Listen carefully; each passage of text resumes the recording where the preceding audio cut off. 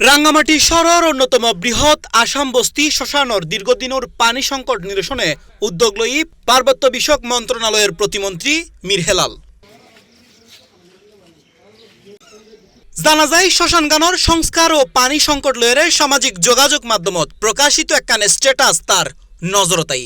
এরপর দ্রুত ব্যবস্থা লইবের নির্দেশ দেয় তিনি। পরে স্থানীয় বাসিন্দা ও শ্মশান কমিটির লগে আলোচনা করি গভীর নলকূপ ডিপ টিউবওয়েল স্থাপন করয়, যেটা মৃতদেহ সৎকারের সময় দীর্ঘদিনের পানির অভাবজনিত ভোগান্তি অনেকাংশে দূর ওই বলি জানাই এলাকাবাসী।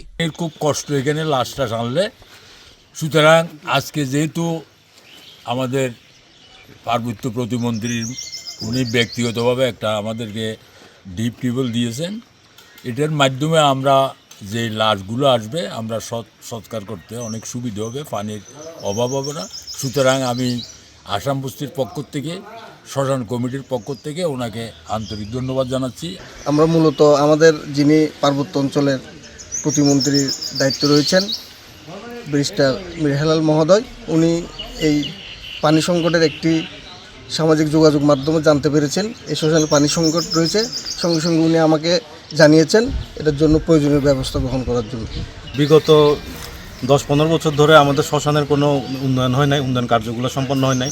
আপনারা জানেন এখানে প্রায় 3টা ওয়ার্ডের দাহ কার্য এখান থেকে করা হয়, প্লাস রাঙামাটির ম্যাক্সিমাম জায়গা থেকে এখানে দাহ কার্য সম্পন্ন করা হয়। কিন্তু আমাদের এখানে পানির একটা ব্যবস্থা অনেকদিন ধরে ছিল না, আমরা অনেকদিন ধরে খুঁজছিলাম কিন্তু আমরা পাইনি।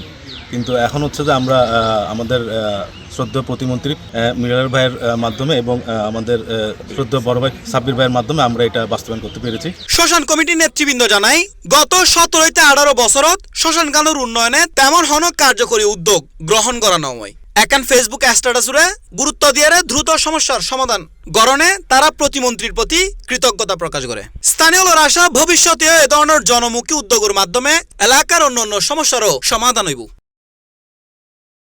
C plus TV, Chittagong.